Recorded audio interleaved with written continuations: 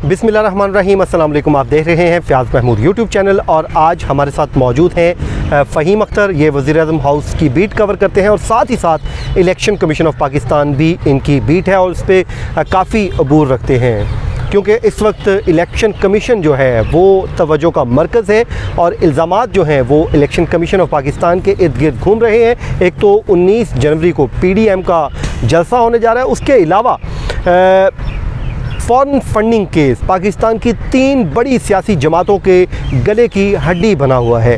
जी हाँ, इसी पे हम बात करेंगे और इसके फैक्ट्स एंड फिगर आपके सामने रखेंगे। फ़हीम, आपका बहुत शुक्रिया, आपने हमें वक्त दिया। सबसे पहले अगर मैं आपको कहूँ शॉर्टली आप बता दें, तीनों जमातों के फॉरेन फंडिंग केस का अगर मुआवजा करें तो आप कैसे करते हैं? देखें, अपना फ़याज़ साहब, फ़ॉरेन फंडिंग इनके ऊपर इल्ज़ाम नहीं है, ये इल्ज़ाम है ममनुआ फंडिंग का। फ़ॉरेन फंडिंग ममनुआ फंडिंग का एक जुज़्व है। गैर मुल्की फंडिंग वो होती है, पहले क्लियर कर देना कि जो एक मिथ चल रही है कि फ़ॉरेन फंडिंग बेसिकली वो गलत है। प्रोहिबिटेड फंडिंग, कानून में भी प्रोहिबिटेड फंडिंग है कि प्रोहिबिटेड फंडिंग जो पार्टी लेगी उसके ऊपर कार्रवाई हो सकेगी। प्रोहिबिटेड फंडिंग में 2-4 चीज़ें हैं। एक ये है कि गैर मुल्की फंडिंग उसका एक कंपोनेंट है। गैर मुल्की फंडिंग क्या होती है? गैर मुल्की फंडिंग वो होती है कि आपको गैर मुल्की हुकूमत, पाकिस्तान से बाहर रहने वाले जो नेशनल्स हैं वो इदारे की शक्ल में सपोर्ट करें और इस लेवल की सपोर्ट हो, फंडिंग हो कि आप पाकिस्तान में दहशतगर्दी करें, पाकिस्तान में फ़िरका वारियत फैलाएं या फिर पाकिस्तान में कानून की खिलाफ वर्जी करते हुए रियासत को नुकसान पहुँचाएँ। अगर ये इल्ज़ाम साबित हो जाता है, तहकीकात हो जाती है और फंडिंग मिल जाती है तो उसके ऊपर पार्टी बैन हो जाती है। फिर आते हैं ममनुआ फंडिंग। ममनुआ फंडिंग में ये है कि फ़हीम एज ए फ़र्द किसी सियासी जमात को फ़ंड कर सकता है, किसी सियासी जमात को चंदा दे सकता है, लेकिन कोई इदारा, कोई कंपनी, कोई तंजीम वो किसी सियासी जमात को फ़ंड नहीं कर सकती। अगर वो फ़ंड दे करेगी तो फिर वो इलेक्शन कमीशन ऑफ पाकिस्तान उसको कॉन्फिस्केट करने का हुक्म दे सकता है, बैन फिर भी नहीं होता। अब मामला ये है कि पीपल्स पार्टी, पाकिस्तान तहरीक इंसाफ और पाकिस्तान मुस्लिम लीग नून के ऊपर प्रोहिबिटेड फंडिंग का इल्ज़ाम है। PTI के ऊपर अकबर एस बाबर ने इल्ज़ाम लगाया हुआ है। 2014 में उन्होंने इलेक्शन कमीशन में दरख्वास्त दायर की थी। उस वक्त चीफ इलेक्शन कमिश्नर सरदार रज़ा खान थे और ये उन्होंने इस्तदा की थी कि इलेक्शन कमीशन पाकिस्तान तहरीक इंसाफ को जो होने वाली फंडिंग है उसकी तहकीकात कराए, क्योंकि इनको ममनुआ फंडिंग हुई है और इन्होंने उस फंड्स का जो इस्तेमाल है वो गलत तरीके से किया है। ठीक है, बड़ी तवील बहस है। इस्लामाबाद हाई कोर्ट तक ये मामला जाता रहा, बिल्कुल इलेक्शन कमीशन के फैसलों के ऊपर, even supreme court of Pakistan में भी डिस्कस हुआ। इलेक्शन कमीशन के फैसलों के ऊपर जो है वो स्टे लेते रहे। बाद में दायरा कार से लेकर स्क्रूटनी कमेटी तक के जो मामला थे वो इस्लामाबाद हाई कोर्ट तक गए। फिर इलेक्शन कमीशन की जो ज्यूरिसडिक्शन थी वो उसको डिटरमिन किया गया। 2018 में इलेक्शन कमीशन ने एक स्क्रूटनी कमेटी बनाई तहरीक इंसाफ के हवाले से। फिर अकबर एस बाबर के बाद जब उन्होंने PTI वाला केस जो बड़ा जो मेन स्ट्रीम पर आना शुरू हो गया, फिर हनीफ अब्बासी साहब ने भी PTI से मुतालिक एक सुप्रीम कोर्ट में पिटीशन दायर कर दी। फिर सुप्रीम कोर्ट ने वो मामला इलेक्शन कमीशन को भेज दिया कि आप तमाम सियासी जमातों की स्क्रूटनी करें। फिर फ़ारूक हबीब साहब ने भी पीपल्स पार्टी और मुस्लिम लीग नून के ऊपर एक दरख्वास्त देकर इलेक्शन कमीशन में वो पहुँच गए और उन्होंने कहा कि इनको भी ममनुआ फंडिंग हुई है और इन्होंने जो रकम बाहर भेजी है, बेसिकली बाहर का जब लफ्ज़ आया तो उन्होंने कहा ये सारी है ही foreign funding. Foreign funding is total different. वो शायद पाकिस्तान में जो मेन स्ट्रीम की पॉलिटिकल पार्टीज़ हैं उनको फॉरेन फंडिंग हुई ही नहीं है। हाँ, TTPs टाइप को फॉरेन फंडिंग हुई होगी जो पॉलिटिकल पार्टी नहीं है। हाँ, वो तो कलदम तय। जो पॉलिटिकल पार्टीज़ हैं उनको प्रोहिबिटेड फंडिंग हुई है। प्रोहिबिटेड फंडिंग का इल्ज़ाम है, अभी उनकी तहकीकात चल रही हैं। तो फ़ारूक हबीब साहब की दरख्वास्त पर पीपल्स पार्टी और मुस्लिम लीग नून से भी जवाबात मांगे जा रहे हैं और अभी तक मामला जो है वो स्क्रूटनी कमेटी के पास है और स्क्रूटनी कमेटी ये डिसाइड नहीं कर पा रही कि इसको कब ख़त्म करना है। इलेक्शन कमीशन ऑफ पाकिस्तान ने कई बार स्क्रूटनी कमेटी जिसकी सरबराही DG ला इलेक्शन कमीशन कर रहे हैं, उसमें ऑडिट एंड अकाउंट्स के ऑफिसर्स भी मौजूद हैं, वो इस बात पर अभी तक नहीं पहुँच पा रहे कि यार हमने तहकीकात करनी कैसे है। इलेक्शन कमीशन पुश करता है, ये इनको बुलाते हैं, तेज़ करने का अमल शुरू करते हैं, फिर पीछे से कोई प्रोटेस्ट शुरू कर देता है, कोई क्या शुरू कर देता है। अब 19 तारीख को तहकीकात ही नहीं समझ पा रहे करनी कैसी। इधर तो वो शादियाने बज रहे हैं कि पता नहीं फलानी जमात पे पाबंदी लग रही है। गुज़श्ता रात में एक शो देख रहा था नदीम मलिक साहब का, जिसमें जस्टिस रिटायर्ड शाइक उस्मानी साहब ने कहा, एक कानून बताया कि अगर साबित हो जाता है तो फिर जो इलेक्शन हुआ है 2018 का वो भी कलअदम हो जाएगा, क्योंकि वो साबित हो जाएगा जिस जमात की फंडिंग ममनुआ तरीके से हुई है फिर तो वो रहेगा नहीं। इसमें कितनी हकीकत है ये तो बताएं। फयाज साहब, अगर मैं आपको कुछ कह दूं तो आप मेरे साथ लड़ पड़ेंगे। अच्छा, ये सारी कहानी अगर मगर की है, मतलब अगर हो, यानी कि अगर मगर के गिर्द है सारा।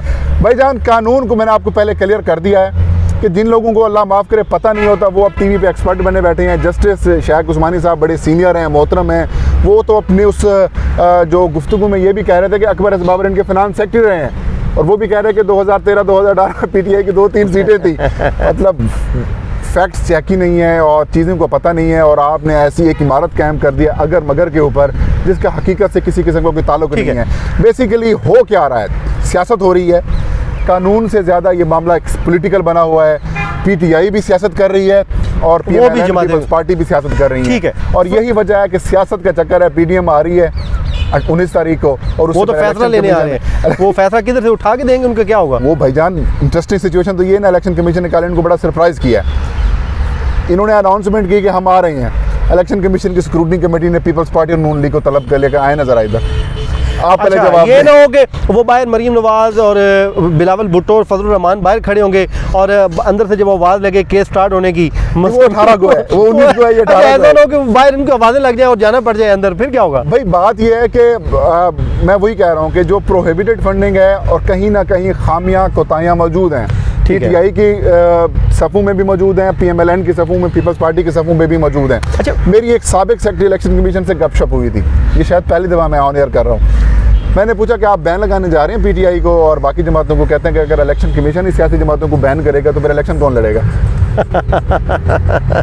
तो यानी कि ये तो कोई नहीं। अच्छा, एक सिंपल सी भाई, मेरी एक दफ़ा बात हो रही थी चौधरी परवेज़ इलाही साहब से, अब तो हुकूमती इत्तेहादी हैं, तो वो बड़े उन्होंने मुझे, जब उन्होंने हमारे साथ बात की तो उन्होंने पता क्या कहा था, उन्होंने कहा ये हमें तो जब फॉरेन फंडिंग का मामला हो रहा है, जब ये ममनुआ फंडिंग का जो भी है, हमारे भी लोग हैं वो हमें भी करना चाहते थे, लेकिन हमारी जो टीम है उन्होंने हमें बता दिया था कि ये आप ना करें, कल को फंस सकते हैं। तो वो कहते हैं ये सारी जमातों ने की है, यही फंसेंगे, वो अपने वो चौधरी बनने के चक्करों में फिर रहे हैं कि शायद हम चौधरी बन जाएं, सब बैन हो जाएंगे। तो मुझे ये बताएं, लेट्स सपोज ये साबित हो जाता है, मामला साबित हो गया, ठीक है, इसकी आपने बता दिया बैन तो नहीं होगा, फिर क्या सज़ा क्या होगी? क्या कोई सज़ा भी है या बस कानून ये है कि तमाम सियासी जमातें हर साल अपने audits and accounts election commission में जमा कराएंगी।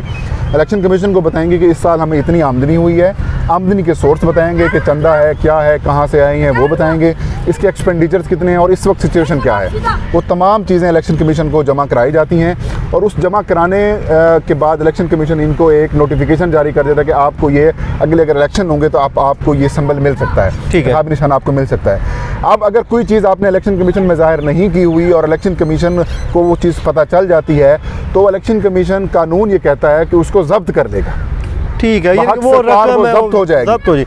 ये आप ये कह रहे हैं सिचुएशन मैंने पहले कही है कि अगर आपको कोई मुल्क, इदारा, कोई महकमा वहाँ से इस चीज़ के लिए फंड करता है कि पाकिस्तान में आके आप रियासत को नुकसान पहुँचाएं, दहशतगर्दी, इंतहा पसंदी को फ़रोग दें या फिर पाकिस्तान मुखालिफ सरगर्मी में हिस्सा लें, रकम हो जाएगी, फिर बैन होगी। अच्छा, वो जब्त हो जाएगी, फिर उसके बाद अगला ऑप्शन ये होगा कि वो भी तब जब्त होगी जब हाई कोर्ट स्टे ऑर्डर नहीं देगी, क्योंकि वो मामला हाई कोर्ट चला जाएगा, जाहिर बात अपीलों में तो जाएगा जाएगा। इलेक्शन कमीशन एक अपना फैसला देगा, फैसला वफाकी काबीना के पास जाएगा, काबीना एक डिक्लेरेशन जारी करेगी, डिक्लेरेशन सुप्रीम कोर्ट में जाएगा, सुप्रीम कोर्ट फिर समाअत होगी और सुप्रीम कोर्ट अगर ये समझे कि यार जो कमीशन ने फैसला दिया हुआ है वो बिल्कुल ठीक है, फिर बैन हो जाएगा, फिर बैन हो जाएगा।